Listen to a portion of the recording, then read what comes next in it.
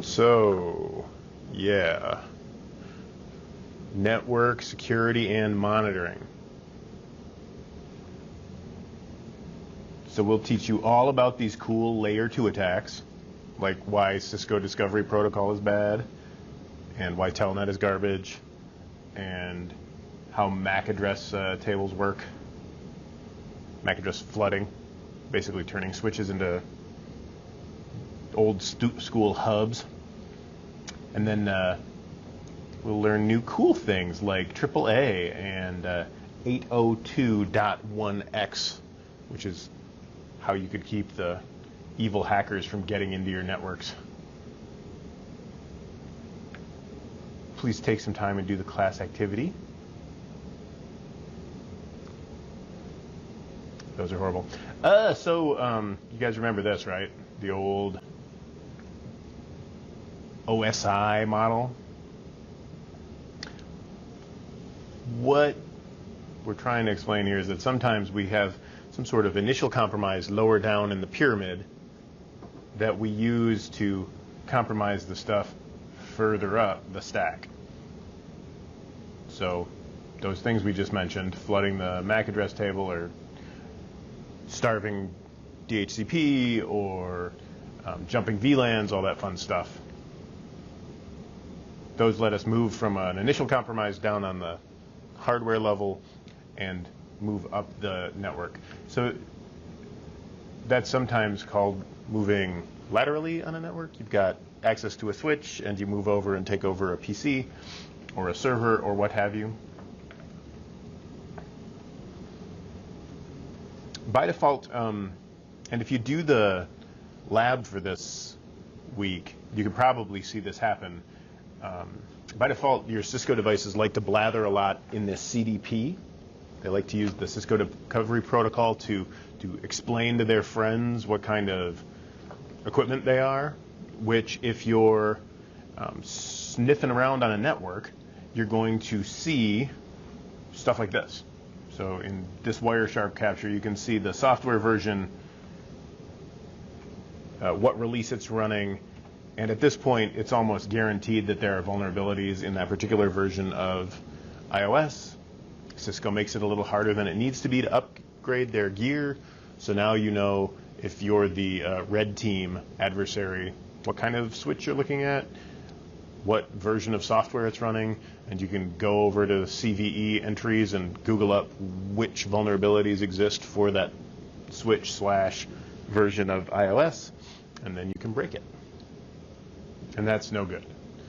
If it's your job to make sure that the switches stay running, that will make you sad when people can take over your switches remotely. We advise you, starting at like day one in Cisco, to not use Telnet, and there are a couple of reasons why. The passwords could be brute forced out of it. So here they're using a Windows app to go through and try everything in its dictionary to connect to the Telnet port running on, you assume, a Cisco switch. If you have a number of timeouts, so a number of bad passwords before access gets locked out of a switch, you can use that security feature to block legitimate users from using the switch.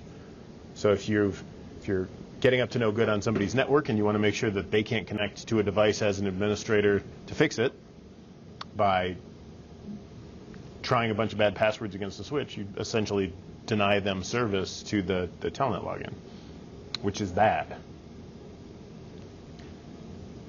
So you've got some options. You could use SSH like we've been telling you to for forever.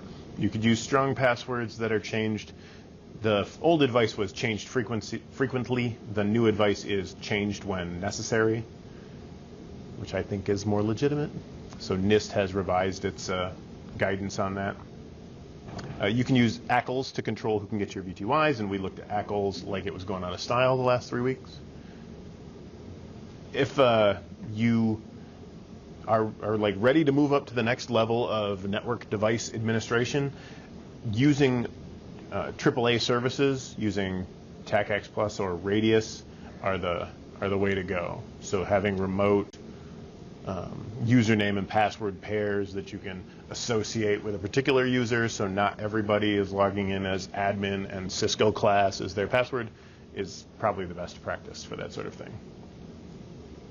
Another attack you can perform against a network that you have gained access to. So say, to sort of tee up one of the things we're going to look at in a little bit, you are the red team member assigned to penetration test a business, and you sit down in the lobby of the business, and there's an Ethernet port there, and you plug in your laptop, and voila, you're on the network. That's bad, because now if you wanted to do that trick where you monitored all the traffic on the network, like I was doing over here, and this is just looking at the generic traffic. I'm not looking at specific packets, although the machine I'm connected to captures all the packets it sees. You could start doing that if you weren't plugged into a switch, which is kind of a problem. So if you recall the way switches record who is where, they start figuring out where MAC addresses are plugged into which ports and start making a table that lists those things. However, there is a finite limit to the number of MAC addresses that will fit in that table. So if the intruder, who you can spot because he's got the black hat on and he's entirely shadow, that's how you know he's a bad guy. If you see someone like that walking around your place of employment, stop them and ask to see their employee ID badge. That person is obviously up to no good. But if that person starts sending out a bunch of MAC addresses, eventually the MAC address table will fill. And when that happens, the Cisco default behavior is to fail safe as opposed to fail closed, and it will just stop being a switch, in essence. And it will start flooding every MAC address to every port. Every request, every piece of data goes to every port because it's like thrown up its hands and gone, I do not know how to deal with this mess right now. I can't even. And then now you've got the ability to listen to all the traffic on the entire switch. Hooray! So that's bad.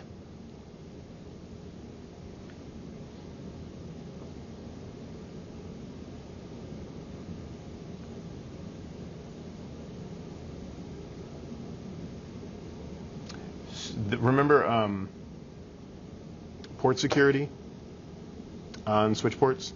That's the mitigation for that. So go through and say, there should only be 2 MAC addresses on this port over here. There should only be 1 MAC address on this port over here.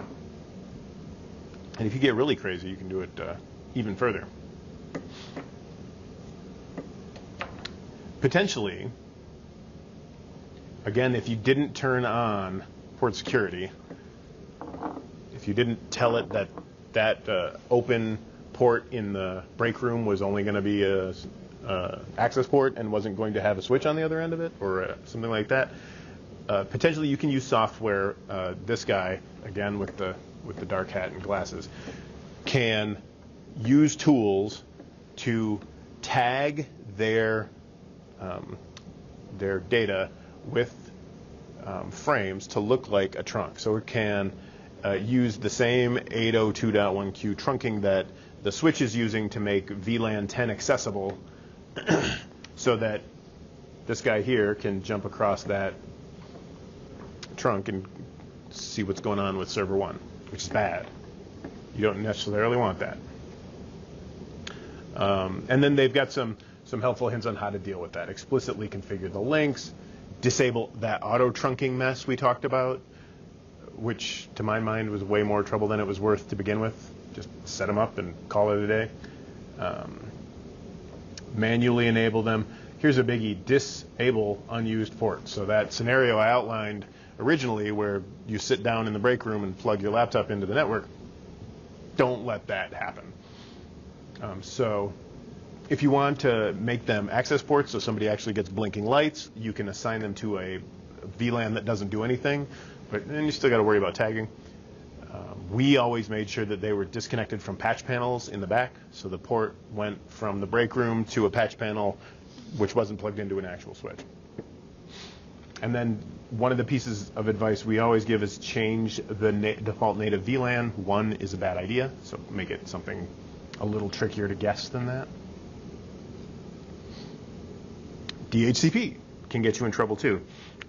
Two big concerns are DHCP spoofing and DHCP starvation. So if your attacker is somewhere on your network, he can set up a rogue DHCP server and hand out addresses to clients on the network. Isn't that nice of him? He'll do the work for you of assigning addresses. And then the computers get configured automatically. And why could that get us into trouble? He sees everything that happens. Well, I mean, if he just gives out an address, he would only see everything that happens if he didn't give out accurate ones. Well, they don't have access to their stuff. So if they were tricky, what they do is if this was, let's say, this is the legit DHCP server, and more importantly, this is the actual default gateway over here. The useful thing to do with these kind of attacks is to assign yourself as the default gateway. So this becomes the default gateway, and then I take packets in and forward them on for the attackers. And then I can see everything that's going on. DHCP starvation we've talked about happening as an accident.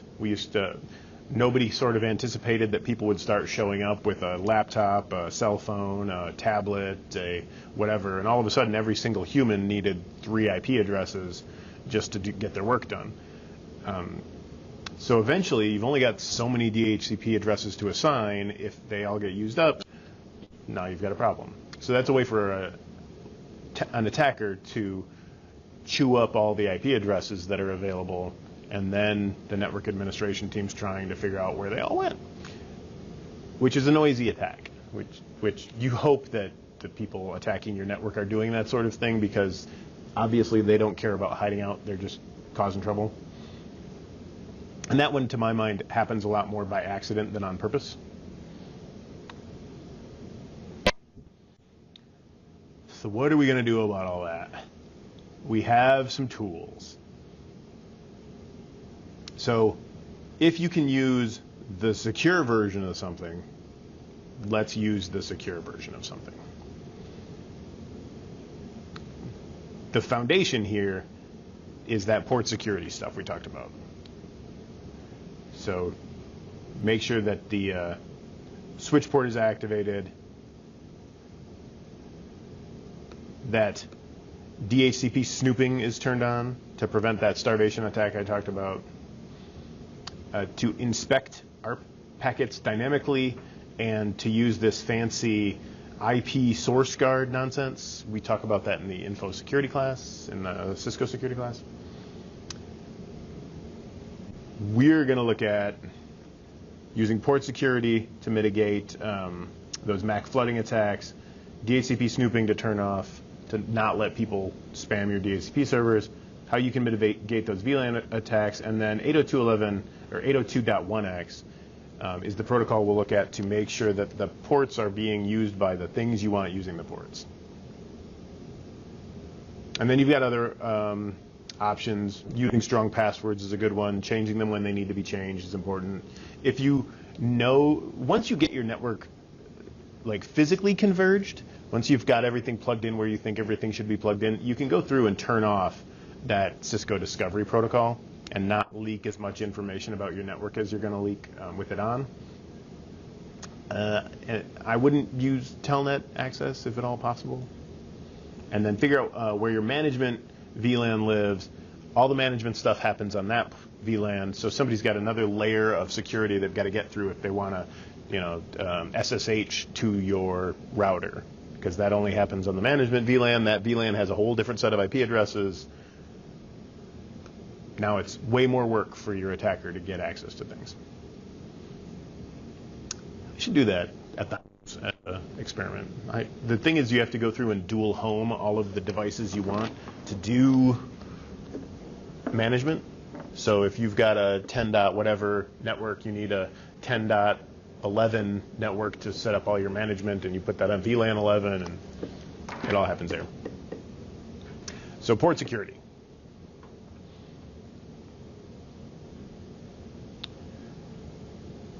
Basically, the process of assigning the appropriate MAC addresses to the appropriate ports, which can be a pain if you had to key them all in manually. But if you remember, there was that whole sticky business you could do with port security, and the ports will remember the MAC addresses of the devices that are plugged into them. If you're not trying to brutally lock down the devices to a single MAC address, and what you're trying to do is avoid people from flooding your MAC address table, having a handful of them available, letting it remember like the last 5, or allowing it to learn as many as 5, will let your desktop technicians like replace a network card or computer without having it immediately turn off. And hopefully somebody resets it before the next one gets there. So it gives you some options.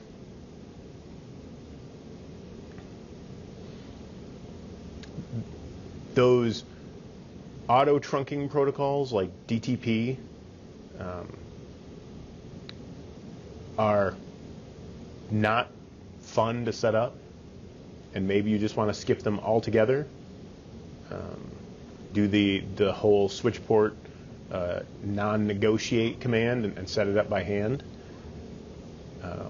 Switch port mode access should be turned on for all of the ports on your network that are not going to be routers, switches, firewalls, that kind of thing.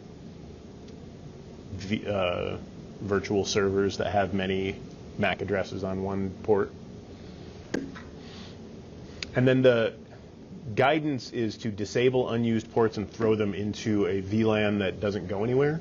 So even if somebody manages to plug into one of those ports, they'll be connected to a network that doesn't talk to anything else on your network. It's very secure.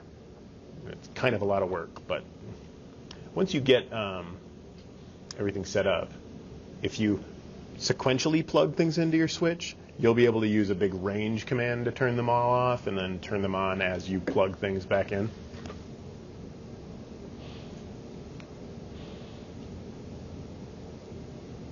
So there's this thing called DHCP snooping, where you can assign trusted and untrusted ports to your switch. Basically, trust the ones that you put DHCP servers on, or in the case of a big network, sometimes routers will act as DHCP helpers that will field the DHCP requests and forward them on to the DHCP server. So those ones get to be DHCP trusted ports, and the stuff that I could break into your break room and plug a laptop in does not get to be a DHCP trusted port. Or for more common scenarios, like Josh in news doesn't get to think it would be funny to man in the middle of the entire station for a weekend. Not that Josh in news ever did that, but he was the kind of guy who would do that.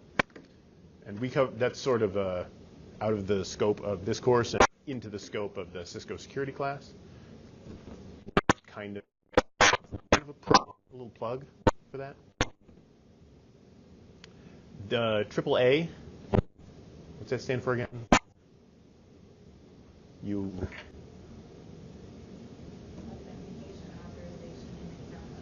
That's only because you're following along and not because you had it memorized? Yeah. Oh, son of a gun. Sorry. That's fine. Authentication, authorization, and accounting. Yeah. Yeah, me too. For sure. Do that on the router, if in yunt to. But if you can afford it, elsewhere, you can get all fancy, get yourself a AAA server, and then you can start to more fine-grained over control over who connects. So here's AAA-based authentication to a server. The router will get that information remotely. It's all well and good. It works great, right up to the point where this breaks. then you got to have some backup stuff going on. But it is pretty okay. It is way more in depth than what we cover in this class, but just so you know, it exists. And if you want to take the Cisco security course, we'll talk about it there. Mary says it's worthwhile. 802.11x is pretty amazing. And you might want this set up and installed on any network where you have to worry about somebody doing what students do in this classroom all the time, and that is unplugging the cable from the back of the computer and plugging it into their laptops. If set up properly, 802.1x doesn't let that happen. But it's got a bunch of setup that needs to happen, which is probably why it's not done. But the supplicant talks to an authenticator, which says yes or no, you can connect to the network by talking to a server, the authentication server that does that. So it goes off, talks to some Radius server running EAP, the Extensible Authentication Protocol, and says, hey, you can come on in, friend, based on whether or not it's allowed to come on in. And then it turns on the switch port. So, I mean, it gives you a huge level of control over what comes on and what comes off the network. And if you really need to care about security, you know, if you're a bank or a healthcare facility, or although I got a guy in a healthcare role here in one of my other Cisco classes, and some kind of insurance company. Apparently not the world's best security, which makes me a little nervous, but whatever. So those are some of the countermeasures that are out there, even though we're not going to dive too deep into what they can do. The simple network management protocol lets you run stuff on your network relatively securely. The whole setup consists of some kind of SNMP manager. So in this case, you've got a workstation running that server, and it will get what are called traps, which are basically just updates that are fired off based on some event, printer out of paper, switch crashed, memory exhausted on server, that kind of thing. And it also, and this is sort of the interesting part from a red team hackery kind of perspective, they also have properties that can be set on those devices, so you can change the configuration of a thing using SNMP if it's set up to let that happen.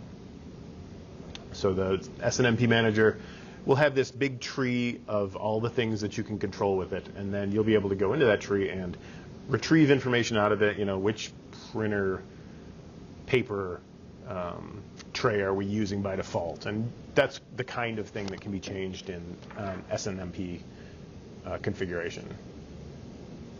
Or what server should we talk to for DHCP, that kind of stuff. So a GET request is a specific variable, and then if you're iterating through that, you can do get next, get next, get next. Or you could ask for a get bulk and get an entire row of things, like get all of the configuration that your printer can do or whatever. And then after you've read all that, you can then set those responses back to that device. So in a Cisco switch, you might get is gigabit Ethernet 00 up to know what's going on in it. So I think this is probably pretty close to the example I gave, but one of the things you might get as a trap is, oh no, the device is down. So gigabit 0 is down, a trap gets sent back to the manager, and then something happens. An email goes out, somebody makes a call to the PagerDuty API, and PagerDuty figures out who's on call to deal with this stupid gigabit 0 going out on the switch. And this is how that GET request works and how that trap works. So the whole GET, NEXT, or GET bulk or whatever will get at all of the information that lives in this management information base. The manager could then go in and set some of those and get a response back to see, did I set the value of gigabit 0 to down? Yes. Or if it's unsolicited, those are called traps. So if it's an alert telling you something about the thing on the network that just changed state, it'll send you that info. It takes up network traffic to do all this. It is not, the older versions of SNMP were not encrypted or secure. So back in the day, SNMP 1 and SNMP 2, not so hot, no encryption available. SNMP v3, if you've got all this other stuff turned on, can provide authentication using all kinds of crazy crypto. So in its auth-priv cryptographic software image level, if you're speaking specifically about Cisco devices, because you have to pay extra to be able to do cryptography. Plus, they still have to, I think they still have to limit crypto for export. And it'll do authentication based on hashed versions of username and passwords. It will let you encrypt things using DES or AES. And then it will do authentication using HMAC with MD5 or SHA. And then user information is encrypted with this mess. All of which we talk about in Cisco security. So if that's just a blur of letters that don't mean anything to you, don't feel bad. MD5 and SHA are hash-based functions. DES and AES are encryption standards, and then they let you set up a communication privately and agree on a secret key, and then using that secret key, continue your communication. Interestingly enough, I heard somebody alleging that private key exchange nonsense is largely irrelevant these days because modern computers can handle doing asymmetric cryptography for the entire conversation. Be interested to see that play out. One of the things that you set for the version 1 and 2 versions of SNMP are the community strings. Devices would belong to a community.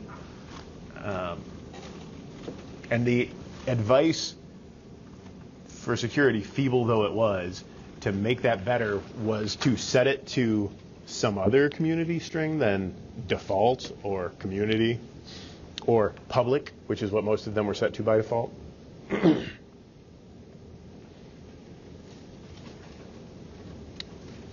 So it's basically a password, and passwords that fly across the wire as plain text are a bad idea. So if you care about security, you kind of have to up your game and make sure everything can do SNMP version 3. So remember we talked about this MIB thing, not the Men in Black, but the management information base. It's just a big schema, a big organization of data put together that looks like this. ISO, org, DoD, Internet, Private, Enterprise, Cisco, and underneath Cisco there's all this stuff in here like management and flash group and interface variables and all this mess. They tend to like collapse up. The way it's usually presented to a user, it's going to launch OneNote now. Go away, OneNote. The way it's usually presented to a user is like one of those dialogues where there's a square with a plus on it for all of these things. And then when you click on that square, it expands to include local variables, and then under local variables there'd be interface group, and then over here there'd be Cisco management, and under that there'd be like flash group. That's usually how you see it in a GUI, and I think that makes more sense than just it's a big long tree of stuff. One of the things that you can log using SNMP is like if we're getting a regular poll from the switch, with a value for CPU usage, over time you can graph that. And presumably here we're learning something about our network where every week at such and such time the CPU pops up to 30–40%, which is kind of high for us, and maybe it should be something we think about. But in terms of SNMP, that will just be a value, percent CPU or something inside of that MIB. And so if you've got management software asking for that value over and over again, you write it down, and eventually it correlates into somewhat useful data. So there is a utility you can use to just pull data from devices on via SNMP that take a community setting, they take an IP address, and an object ID number, which is the number that explains which part of the tree are we looking for, which object in that MIB do we want to get the value for, and then here you would get something returned to it. Cisco's also got a tool called the SNMP Navigator that'll present it to you in a nice, easy to look at format.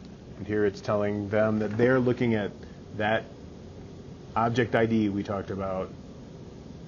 And although it's hard to read, it'll tell you which object it is, and it looks like we're looking at Wiley raised, the permission you've got to it, and in this case they've got read only, where it is in the MIB, and then more importantly a description that makes it human readable. So it might be something like CPU usage now, that kind of thing. And there are lots of SNMP tools out there to do this sort of thing. SNMP3, the one you probably should be using if you care at all about security, has encryption, so it cannot be read in transit by a third party.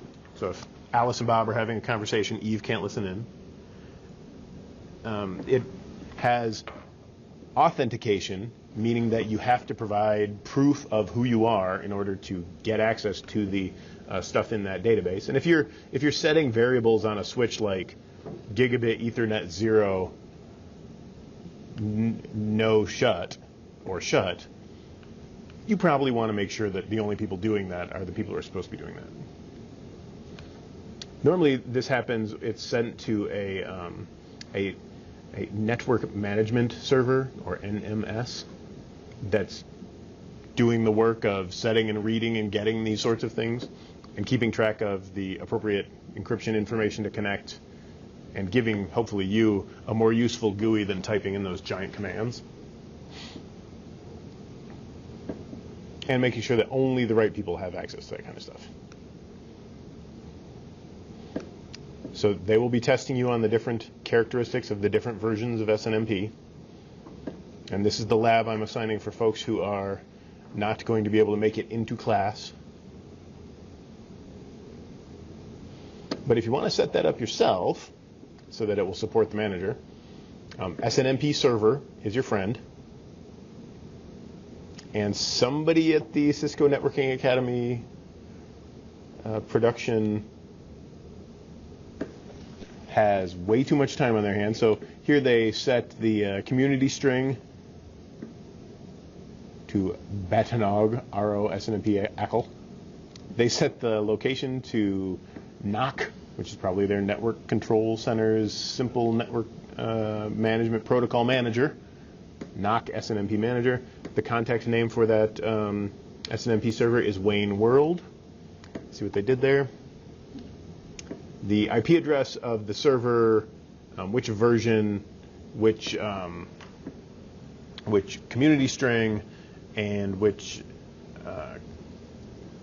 whether or not you're going to enable traps, and then you tied it to an ACL, made sure that ACL permits this SNMP server over here, and voila, you have managed to connect to an SNMP management server. Oops. This one.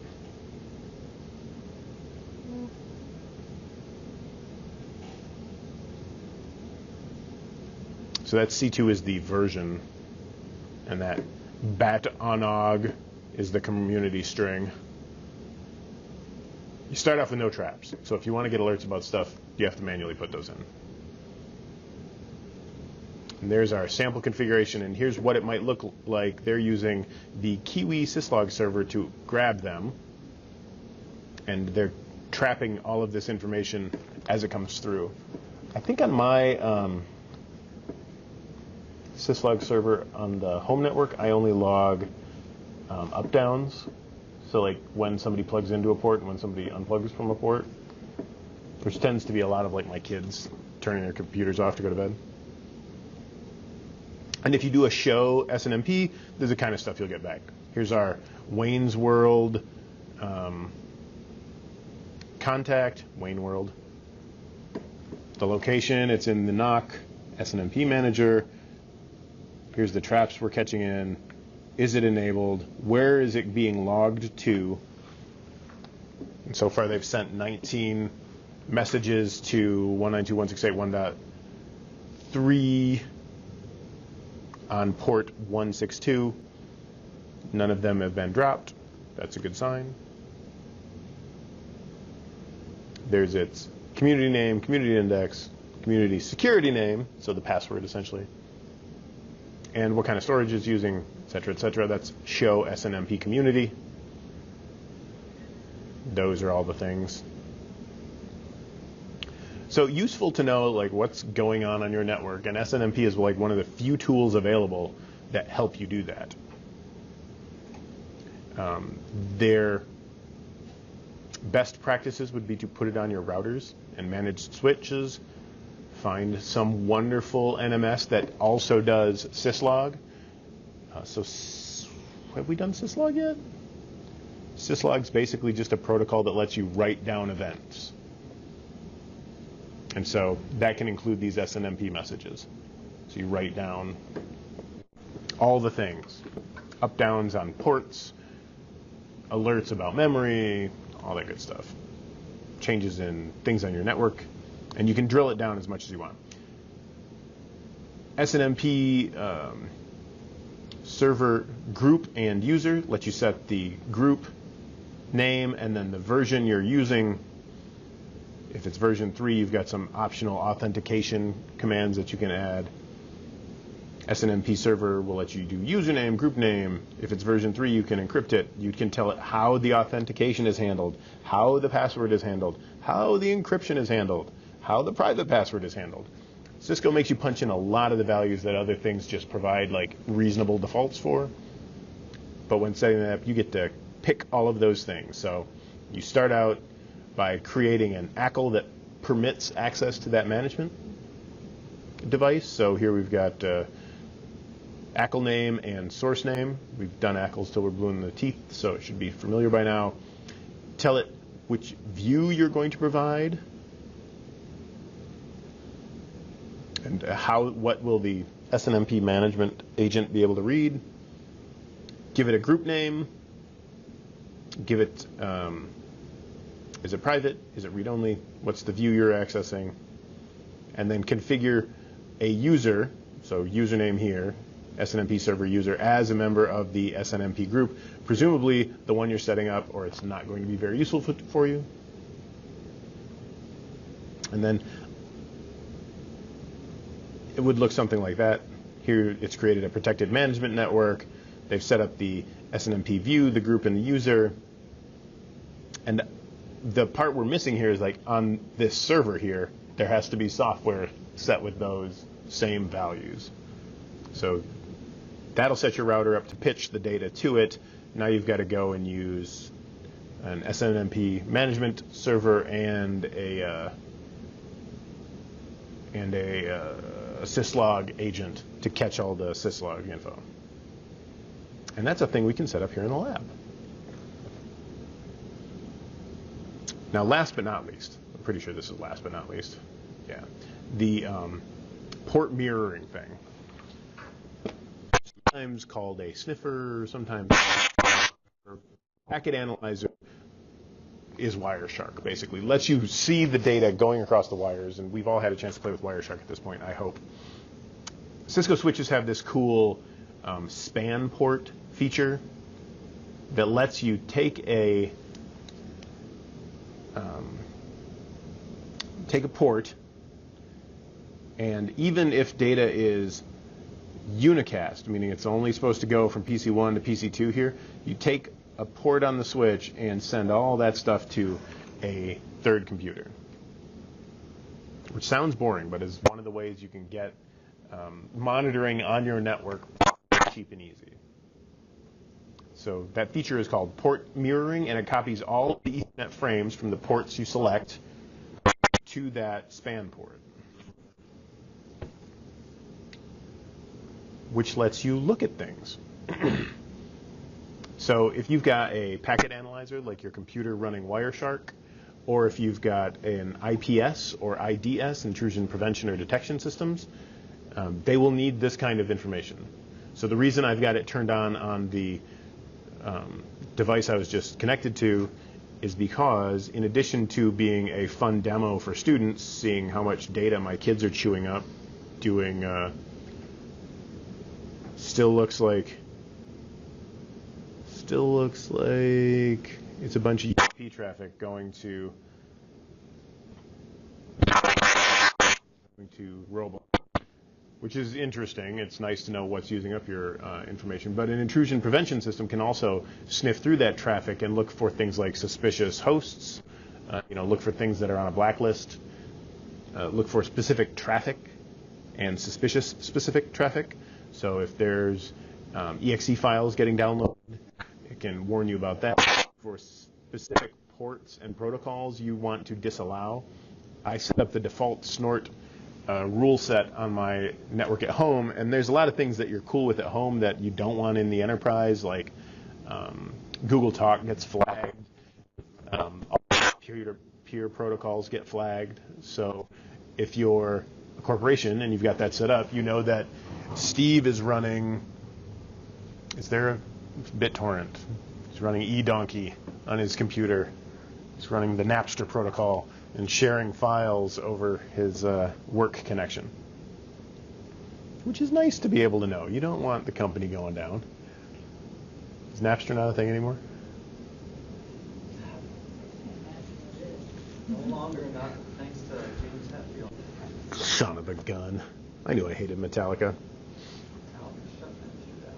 I killed him. So when setting up your port, destination port just does this. That's all it does. It does not have, you can't also use it to browse the internet. So you're going to pick one of the ports on your switch, and this is all it's going to do. Egress means leaving, ingress means coming. Your span port is the one that's set up with this feature. If it's a source, that's where the data comes from. If it's the destination, that's going out to be monitored. And then a session can be one or more port, so you can monitor everything on the switch except for the span port.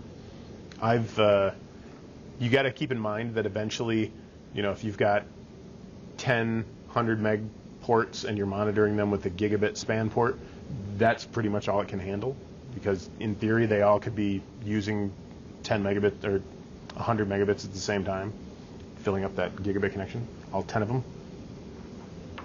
And then the way you do this is you pick yourself a VLAN to monitor.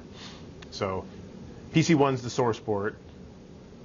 The egress source port is, actually that's leaving the network. So that traffic is coming from PC1, egressing towards PC2, and getting forwarded on to Mr. Sniffer down here.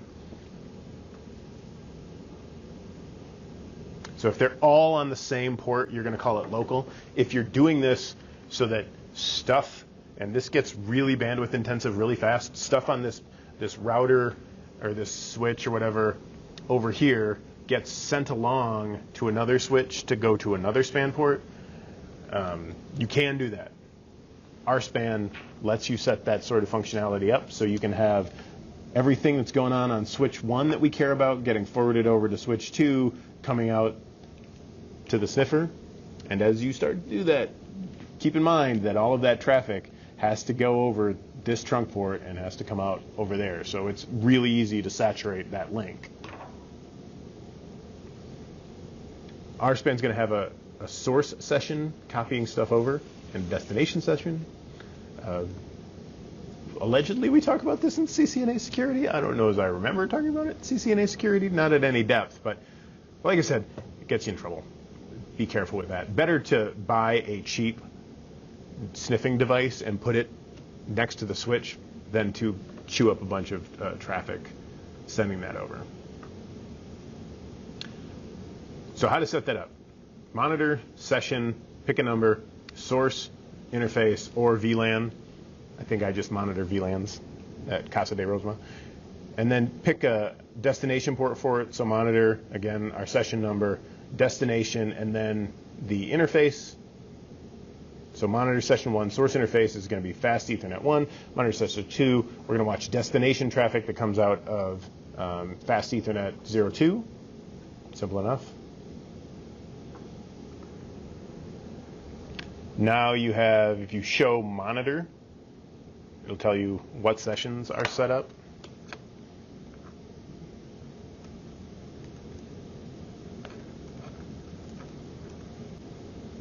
So I've got 2 VLANs that are getting monitored. The destination is gigabit 1012. I'm only watching ingress is disabled.